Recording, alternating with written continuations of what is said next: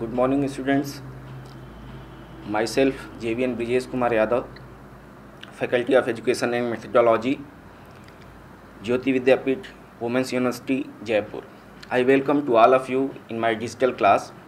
Students, I have prepared this lecture for BSc B.Ed ZBC 8th semester. Subject is Biochemistry. Students, on last term we were discussing about carbohydrates. Okay, some of the classification and some of the characteristic features we have seen. In continuation of that class, we are moving forward. Here I have shown you schematic classification of carbohydrates. Carbohydrate can be categorized into two groups. One is simple sugar, that is also known as saccharides, and second is polysaccharide. They are non-sugar. Simple sugars are sweet in taste and they are soluble in water, whereas carbohydrates, they are non-sugar, means they are not sweet in taste and they are insoluble in water. Monosaccharides further can be classified into different subgroups based on the number of carbons, such as biose, triose, tetrose, pentose, hexose, heptose, on the basis of their carbon number. Biose is not existing, whereas triose, the number of carbon is 3. Example is well known glyceraldehyde. You might be knowing this compound in glycolysis cycle. Okay. Next one is dextrose. The example of dextrose is erythrose. Next one is pentose. This is well known example of sugar, which is 5 carbon compound. Example is arabinose. Apart from that, this is also found in DNA and RNA. You know it very well. Next one is hexose, that is 6 carbon compound. Well known example is glucose, and heptose, that is 7 carbon compound, and the example is glucoheptose. Okay. Next, oligosaccharides.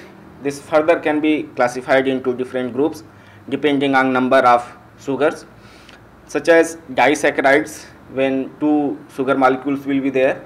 Example is well known sucrose and maltose. Trisaccharides examples are raffinose and raminose, and tetrasaccharides example is stachyose. Okay, so students, these are some of the groups of carbohydrates. In next couple of slides we'll see them one by one with their chemical structure, characteristic features, and with examples. Okay, so monosaccharides. Monosaccharides are those kind of carbohydrates which cannot be further hydrolyzed into simple sugar. Examples are triose, dextrose, pentose, hexose, heptose, and these are their chemical structure with the help of their orientation. I am not going into the detail of these structure. There are a lot of things you need to explore, but being a chemistry student you must know, and some of the portion you might be studied in your chemistry class. Okay, next one is disaccharides. The chemical formula of disaccharides are C12H22O11. What are those? They are a carbohydrate which yields 2 molecules of monosaccharides upon hydrolysis. Okay, when you hydrolyze disaccharides, they will yield 2 molecules of monosaccharides. Okay, what are those? Examples are such as that sucrose is there. When this sucrose is hydrolyzed, it will yield glucose and fructose, and these glucose and fructose are the monosaccharide. So in this way, sucrose is made up of 2 different monosaccharides. Another example of disaccharide is maltose, that is made up of glucose and glucose again, means they are homosaccharides, means they are made up of 2 same group of molecules. Next one is trisaccharides. As its name indicates, tri means 3, so they will yield 3 molecules of monosaccharides after hydrolysis. Example are raffinose, that is made up of 3 molecules. What are those 3? glucose, fructose and galactose. Another example is raffinose, raminose, that is made up of 3 molecules of monosaccharides. Now tetrasaccharides, they are yielding 4 molecules of monosaccharide upon hydrolysis. Example are stachyose, that is made up of glucose, fructose, galactose and 2 molecules of galactose. Okay. Next, polysaccharides. As its name indicates, poly means more than one.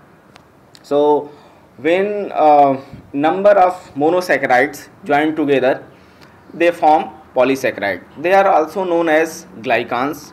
They are not sweet in taste and they are insoluble in water. Commonly, that common polysaccharides of biological significance are starch, glycogen, cellulose. These are the common example you might be knowing about them, such as starch is a storage product in plants, whereas in animals storage product is glycogen, and cellulose is the structural component of cell wall in plants. So then starch is joined large number of monosaccharides with the help of 2 different linkages. What are those? These are alpha 1,4 and alpha 1,6 linkages. Students, try to focus on these bonds, because in competitive exams they used to ask frequently which kind of bonds are found in which kind of polysaccharide, such as in cellulose, glucose unites together and they form cellulose polymer with the help of beta 1,4 linkage. Okay, some other examples derivatives of polysaccharides are gums and mucilase. Then we are moving towards some other functions and types of polysaccharide. As you all know, starch, cellulose, glycogen, we have seen them before.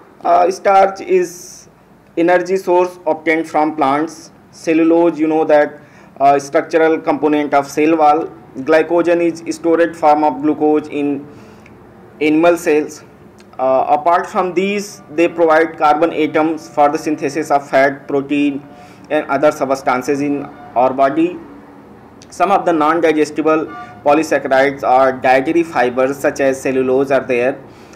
Some non-degradable polysaccharides such as inulin, which are found in plants, may also promote the growth of beneficial intestinal bacteria.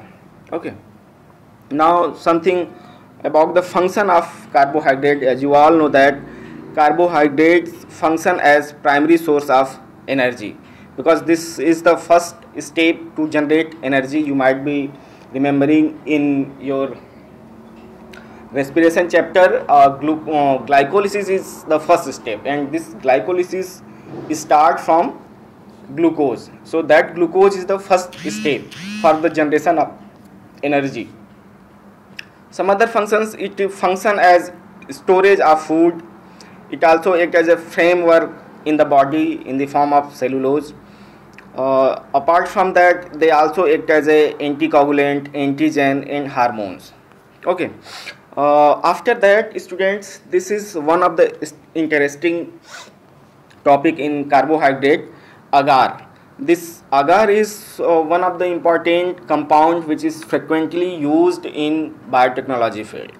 Okay, agar is also known as agar-agar vegetable gelatin. This agar is obtained from what you know that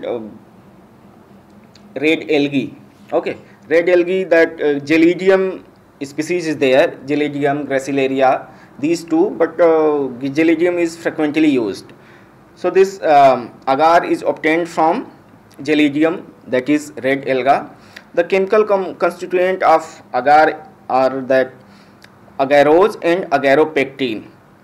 They are the frequently used in the formation of gel for the separation of DNA. You might be knowing in your biotechnology class. So students, in this way we have completed structure and function classification of carbohydrates. On next turn, we'll see some other aspects of carbohydrate. Thank you very much.